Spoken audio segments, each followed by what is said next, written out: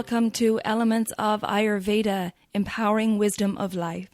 I'm your host, Colette, and in this podcast, I hope to empower you to take charge of your own health by sharing the holistic teachings of Ayurveda, the ancient healing tradition from India. We will also discuss topics like health and wellness, nutrition, yoga, fitness, meditation, breath work, and much more, as well as interviewing lots of inspiring people along the way. My humble wish is to help you to connect to your true nature, to Mother Nature, and to each other. If you like the content, be sure to subscribe to the show, and the new episodes will automatically download for you to enjoy. If you're new to Ayurveda, I recommend you listen to the first couple of episodes where I do an introduction to Ayurveda and the mind-body types. I've also set up a Facebook group for us to connect and to support each other, and I'd love for you to join me over at Elements of Ayurveda podcast group. And now, here's the show. Hi there, and welcome to another episode of Elements of Ayurveda. I am going to chat with you today. It's just me talking about Dinacharya. Dinacharya are daily routines to establish a foundation of holistic health in our body and help us to maintain balance. Now, Ayurveda talks about Swasthavrita, and excuse me if I absolutely butcher any Sanskrit in this episode, I'll do my best. But Swasthavrita is the science of Ayurvedic prevention. It's an important part of Ayurveda, emphasizing prevention, and prevention really means creating balance in the body and mind. Now, swastha is the state of complete well-being, physically, sensory, mentally, and spiritually. Ayurveda, as we know now, is the science or wisdom of life, and it gives us guidelines for how to live our life in sync with our own true nature and also in sync with Mother Nature. Now, the goal of Swasthavrita is to achieve, maintain, and preserve health and prevent disease. So Ayurveda really looks at creating balance in the individual so that disease in the mind or body cannot establish itself and cannot manifest into something more serious down the road. So it's all about prevention. In Western medicine, we look at a lot of times we go to the doctor or the hospital when something has manifested in our body. But Ayurveda wants to bring it back so that each individual has an understanding of how to live their life to keep a sense of balance in the body and mind, to understand the individual unique mind-body type. And Ayurveda gives us so many guidelines in all aspects of life. It truly is the manual for life that most of us never received. So what I'm talking about today is the Dinacharya, as I said, or daily routines. And these are key to maintaining our balance. Now, when these daily routines, or also called these self-care practices, are in sync with the circadian rhythms, that's when we experience great balance because we're in tune with the nature. And don't forget that we are part of nature. We're made up of the same 5 elements as everything in the natural world. And I talk about that in the first couple of episodes where we're made up of air, space, fire, water, and earth. So we really want to keep that connection and live in sync with nature. Now, the circadian rhythm is our 24-hour internal clock that's responsible for our behavioral, physical, and mental changes throughout the day. And I go into detail talking about the circadian rhythms in episode number 8. And recently, there have been 3 scientists in America who received the Nobel Prize for their work on circadian medicine. And this is something that I believe will revolutionize our medical system here in the West. And it's about paying attention to how our energies fluctuate in our body throughout the day. And then also the energies in the environment fluctuate throughout the day. So it's really about having this awareness and receiving this education around what times of day are best to eat, to sleep, to rest, to exercise, and so on. And Ayurveda gives us all those guidelines. So that's what we're going to discuss today. So if you want to know more in depth about the circadian rhythms, check out that episode number 8. I am going to be touching on it today, but the full episode number 8 just talks solely on the circadian rhythms. Now, we experience a balance in our mind and body, great digestion, a calm nervous system, and like I said, also prevent disease and an overall sense of well-being when we are in touch and in sync with these circadian rhythms. Achieving a balance between all the three doshas of Vata, Pitta, and Kapha certainly doesn't happen overnight. And we have to put a plan in place and make a conscious effort to have a consistent daily routine of self-care practices, which will eventually become second nature to us. But at the start, we need to really have some discipline about that. And some people may desire some support. I'm going to tell you later on about how I offer that support in an online course that I have coming up. And I'll talk more about that later in the episode. But we do have to have some discipline and make a conscious effort to implement these daily self-care practices. Because without this foundation, there are so many decisions that we have to make each day. No wonder we have decision fatigue, because every day, if you think about what you have to decide, well, first of all, what time will I go to bed? What time will I wake up? When will I eat? What will I eat? When will I meditate? Should I work out? All these decisions, there's so many that we make each day, are exhausting. And therefore, we want to remove this burden of decision fatigue with Dinacharya. Because when we have the Dinacharya in place, it's autopilot. We know exactly what we're doing at what time. So we're not wasting energy and getting fatigued by these simple decisions, because we have to make them daily. So let's put them into a routine so that we don't even have to think about them. And we know that we're creating a great foundation for our health of holistic health practices, and that we don't even have to decide. They're already in place. Now, I have to mention, for some people, the word routine might send shivers up your spine and may sound very boring and just so tedious. And this particularly goes out to those with the high Vata constitution, because it's your natural tendency to love spontaneity and change, and you often change your mind. However, a foundation of routine is the most important factor for balancing Vata. It's the first thing. If somebody comes into me with a Vata imbalance, which in our modern world of multitasking, social media, always on, go, lots of stress, most of us have a Vata imbalance. So the first thing I look at is a person's routine. And we talk about how to look at their lifestyle on an individual basis and see how do we make a good routine of self-care practices. So you're taking care of yourself first. So routine, while that word may sound, like I said, boring or tedious, it is vital for our health.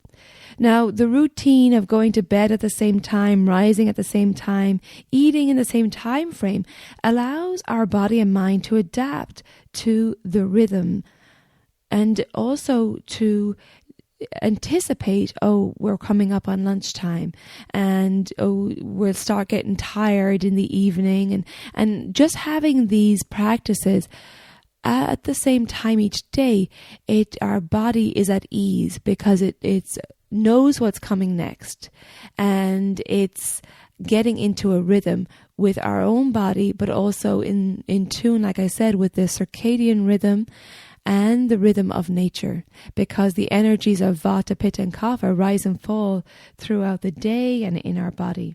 So having this information is really important, and it's a great information that Ayurveda shared with us. Now, I'm not saying that you have to be very strict, right, in this routine. I always believe in 80-20. 80% we're living a healthy life, we're eating the right foods, we're having the right practices, we have our Dinacharya, our daily routines in place. And then 20% of the time we might go out for a late night, vacation, whatever it is, that will take us out of our routine. And that's fine, because I believe if we're very rigid, if we're very strict, that in itself can cause stress in the body and is not good for us. So I do believe in life there needs to be flexibility, but having that 80% of self-care practices, routines, Dinacharya, is really going to help us get back into routine if we have a late night, if we're on vacation. So sometimes for some people, if they get out of routine, it ends up being days, weeks, or months, possibly years before they get back in balance. And sometimes it can be illness that can cause that awareness, like, oh, I'm out of balance.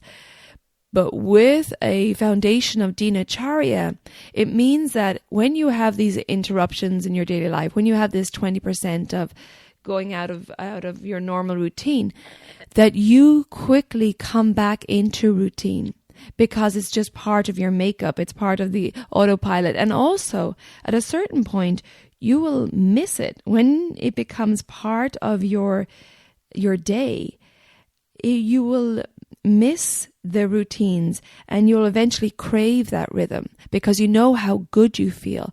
Once you experience these self-care practices in your life and you do them for a period of time, you'll see how vibrant you are, how energetic, how much clarity of mind, how calm your nervous system is.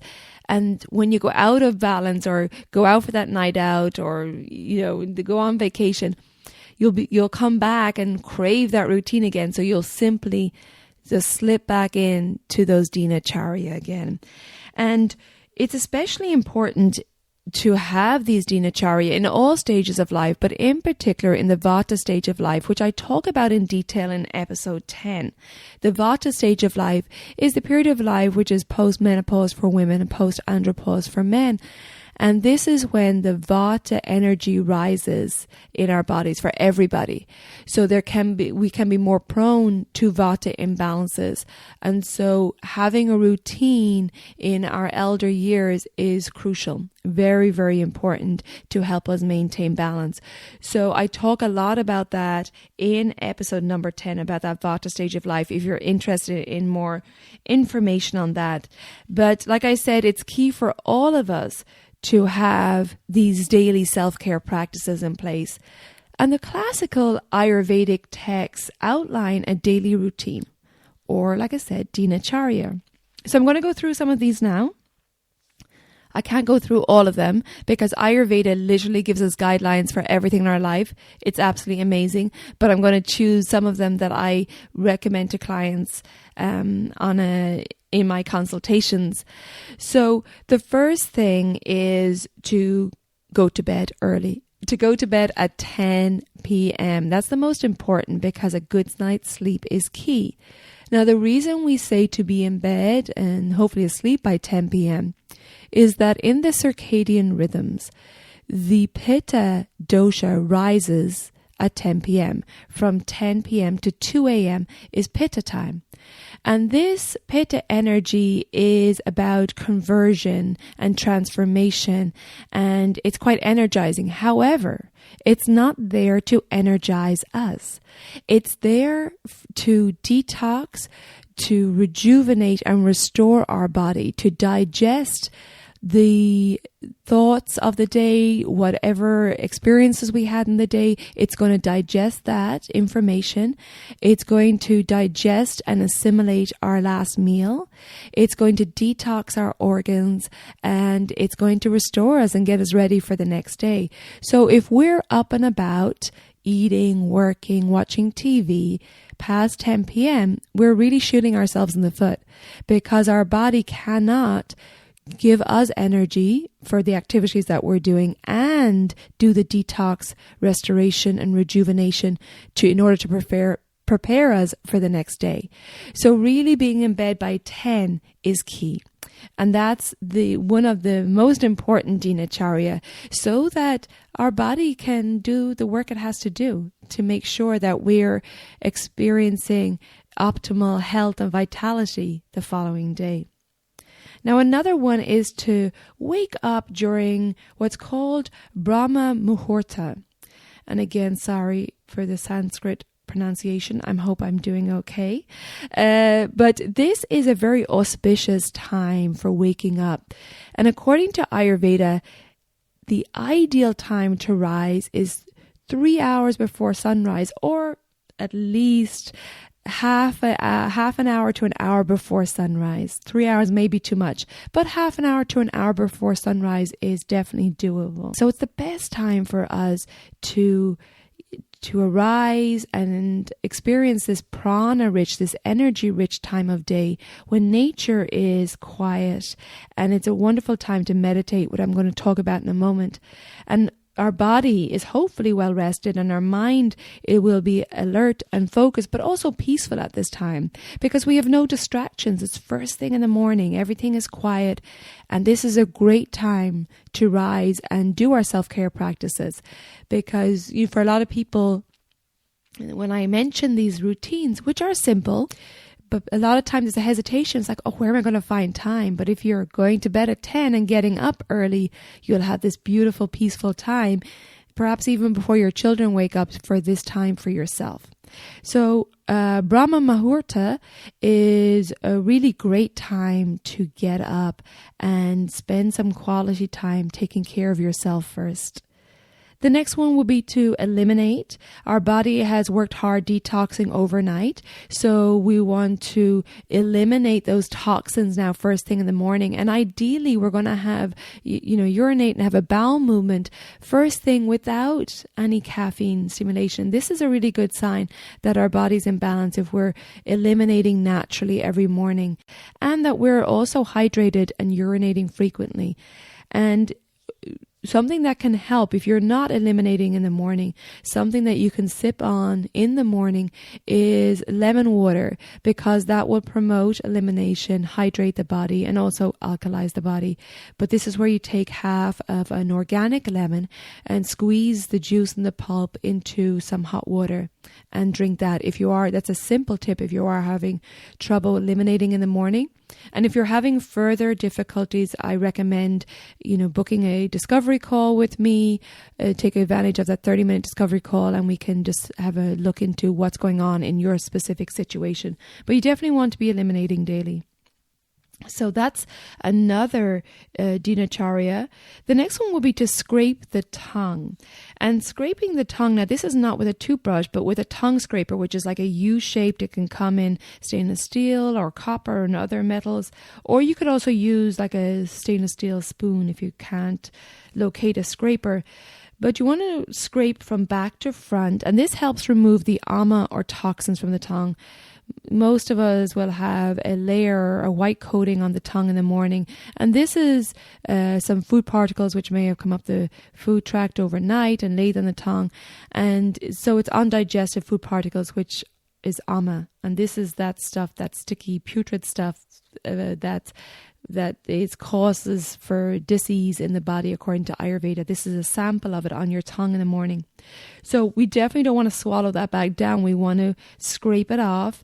And it also is a good time to kind of look at that coating, because if it's getting more thick or discolored, it's a sign that there's something going on in the body. And over time you'll have awareness around what is normal for you and what's abnormal. So it's really good to do that. So scraping from back to front like 7 times or so, just removing that ama from the tongue, that coating, and it just freshens your breath and your mouth as well. And then of course you want to brush the teeth then as well, and ideally choosing a natural toothpaste. So you've scraped your tongue, you've brushed your teeth, and then we also recommend oil pulling. Now this could be done with sesame or coconut oil, and sometimes it depends on your mind-body type or what's going on, what imbalance you have. But oil pulling helps to remove the toxins from the gums. And this is, as you know, Gum health is very important and associated with the health of our heart. And also the oil pulling helps to create clarity in all the five senses, because in Ayurveda it's thought that the mouth is the junction of all the five senses. So it's good for the nose, the sinuses, the teeth, and like I said, our oral gum health. And what you do is you take a teaspoon to a tablespoon of the oil in your mouth, swish it between your teeth, pull it between your teeth for about 5 minutes, and then you spit it out. You definitely don't want to swallow it because it's going to have toxins in it, so you want to spit it out. If it's coconut oil, you don't want to put it down the drain because it will clog up. But this is a great practice as well. Now, the next one is cleansing the face with water. And, ideally for Pitta, you're going to have cool water, and warm water is good for Vata and Kapha. And again, on that note, I would say for your cleansing products, try use as natural products as possible. There's lots of wonderful companies out there. Then the next one we go on to is exercising. And ideally, we want to exercise in the Kapha time of day, which is from 6 a.m. to 10 a.m. And this is ideal at this time because Kapha, as we know, is made up of earth and water elements. It's a heavier energy, and this heavy energy supports exercise. Now, of course, exercise is the type of exercise, I should say, is different for each dosha. So I recommend different exercises for each dosha. And I covered that in episode number 14, where I gave examples of the types of exercise that are best for each mind-body type. So please check that out because there is no one size fits all when it comes to exercise. But what is great is that if you can exercise from 6 a.m. to 10 a.m.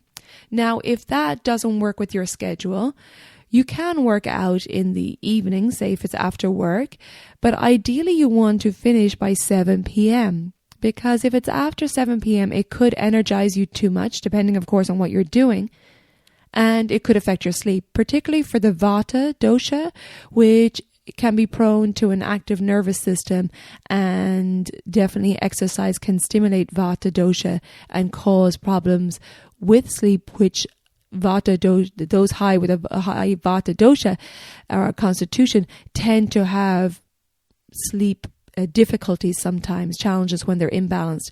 So if you're Vata, I do recommend doing your workouts in the morning and doing more restorative practices in the evening, like yoga or meditation. But for everybody, finishing exercising by 7 p.m. is best, so it does not affect your sleep. Now, the last couple, the next one is doing Abhyanga, self-massage, oil massage. I've talked about that a lot. And this is, again, it depends on your dosha. Normally, we recommend for Vata sesame oil, for Pitta coconut oil, and for Kapha sunflower oil. Now, this massage where you're putting oil on your skin, which is your largest organ, is great for giving your body some attention and some love and touching your body, but also it helps prevent aging, it strengthens the body, increases stamina and tones the muscles. It also pacifies Vata, it smooths the skin, prevents wrinkles and calms the mind.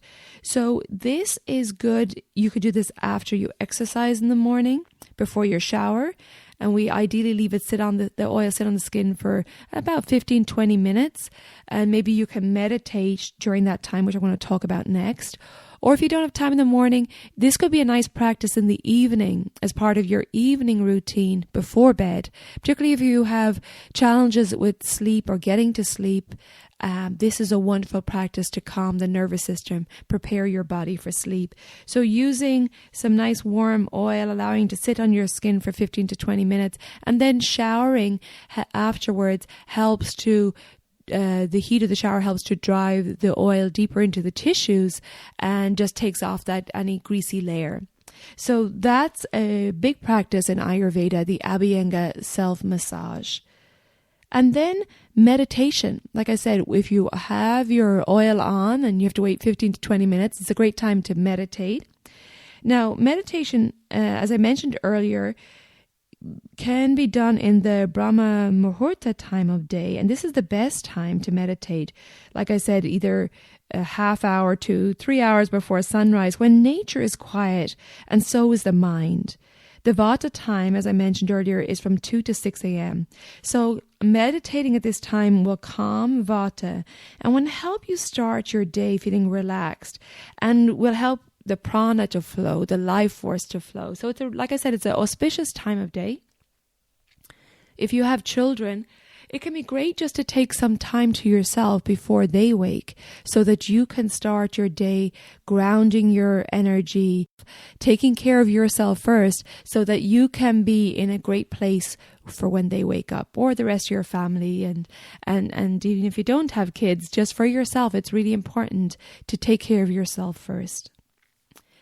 Now, Ayurveda gives us many more guidelines. They are just some of the guidelines for the Dinacharya.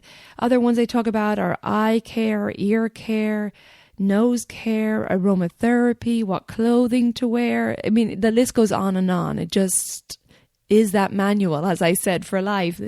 And you can see that a lot of the Dinacharya are focused in the morning hours. Now, when I work with clients on the Dinacharya, yes, we try to put as much as we can in the morning, but I always meet my clients where they are.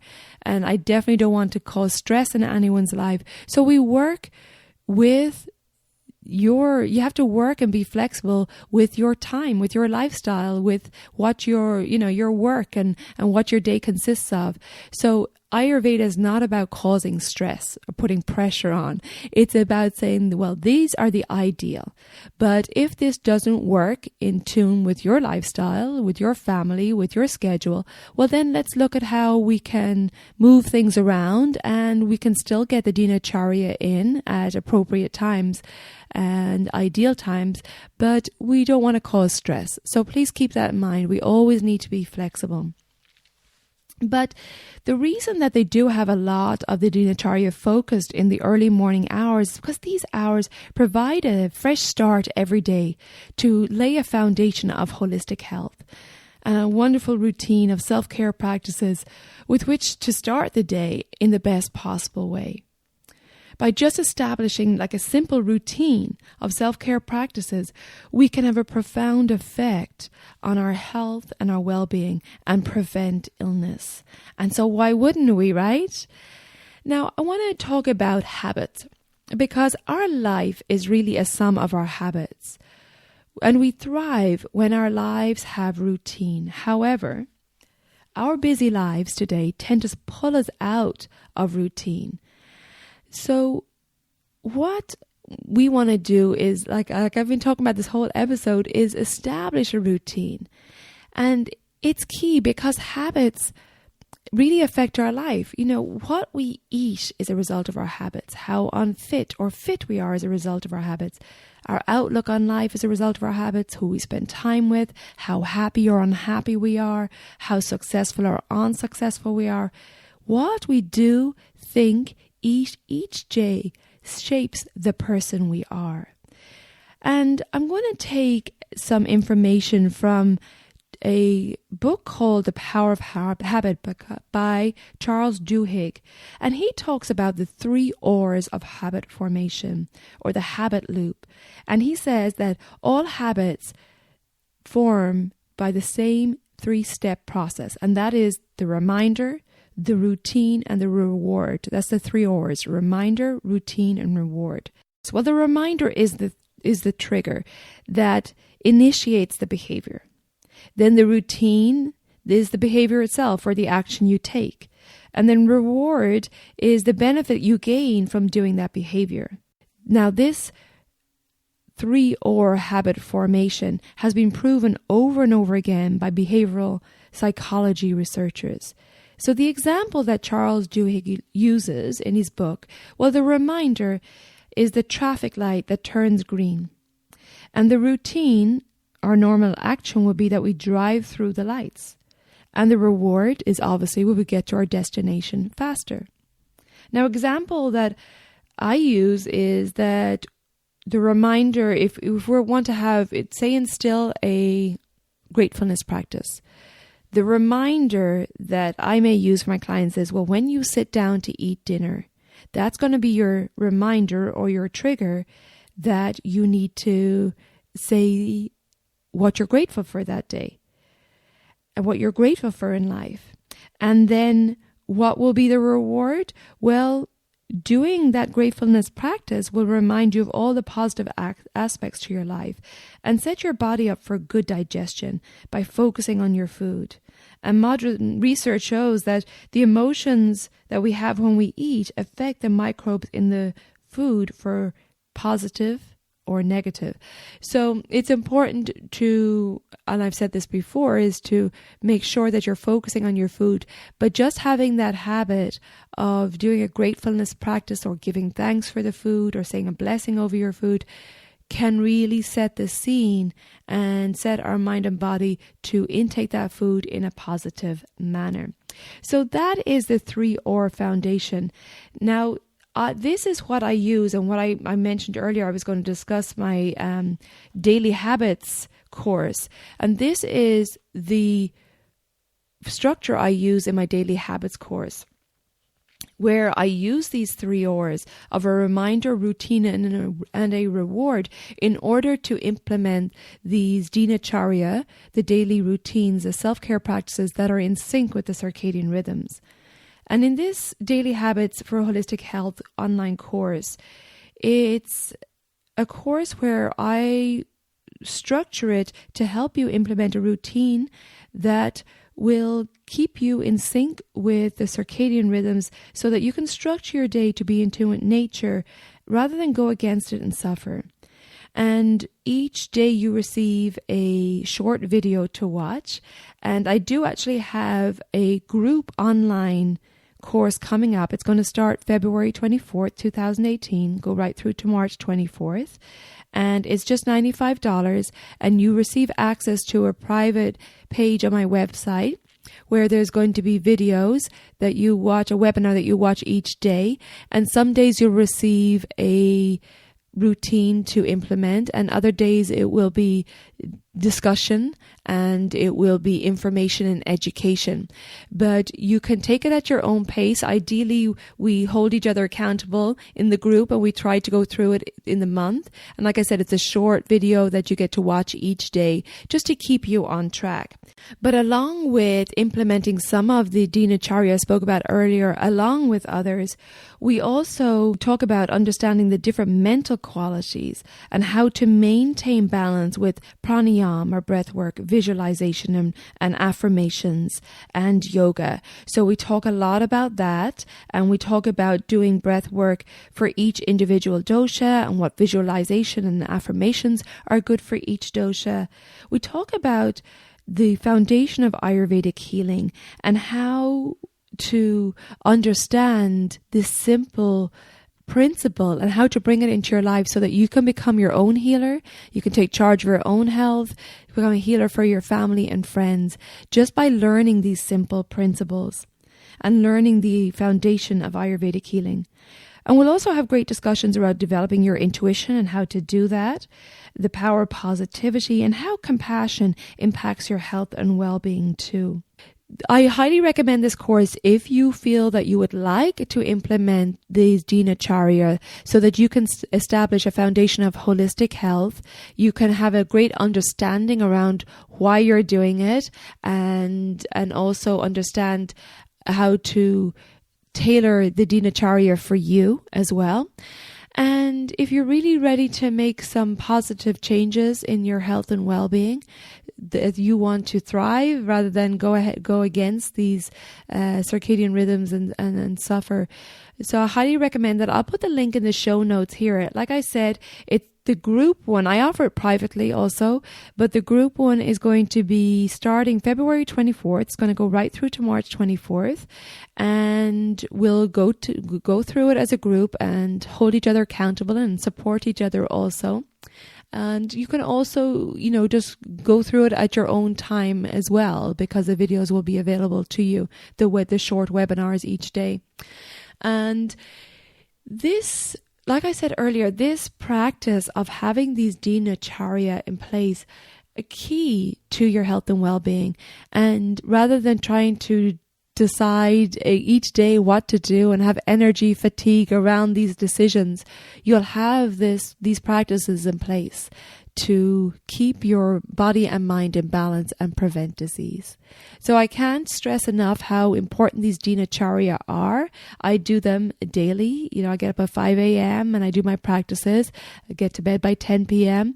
And there are times when I'm traveling on vacation, I go on a night out, and I enjoy that time, that 20% time where I'm off routine, but then I do crave the routine and I come back to it because I know it keeps me in sync, it keeps me balanced, it keeps me feeling energetic and have clarity of mind, and it just keeps all the systems in my body in sync and in tune with each other. So I hope you can join me on this course. If you have any questions about the course, if it's right for you, take advantage of the 30-minute free discovery call. You can book it online, and I'll put the link in the show notes here. But I hope just this conversation today and some of my tips about some of the Dinacharya help you.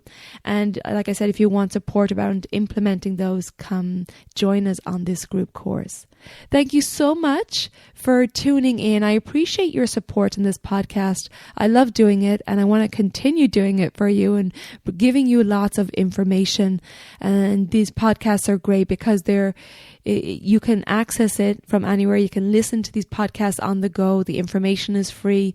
And if you're enjoying the information, please share the episodes with your friends. You can just click share in the menu when you're listening to the podcast. And if you feel that there are benefits to your friend, please share the information, because that's the purpose. I want to get this information out there so we can all understand our unique mind body type and take charge of our own health and experience balance and happiness and optimal health in life. So you share the information, or if you want to leave a rating or review, that always helps as well. But I just want to thank you for taking the time to listen, and I get great reviews, and I'm just delighted that you're finding this information helpful. So thank you so much. And don't forget about the Facebook group I set up. In Facebook, the Elements of Ayurveda podcast group. I'll put a link in the show notes too, because this is a great place where you can give me feedback and ask questions, and we can support each other. So please take advantage of that. I'll be there to answer your questions, and I always love to hear your feedback. Thanks again for tuning in. I wish you health and happiness. Take good care of yourself and be well.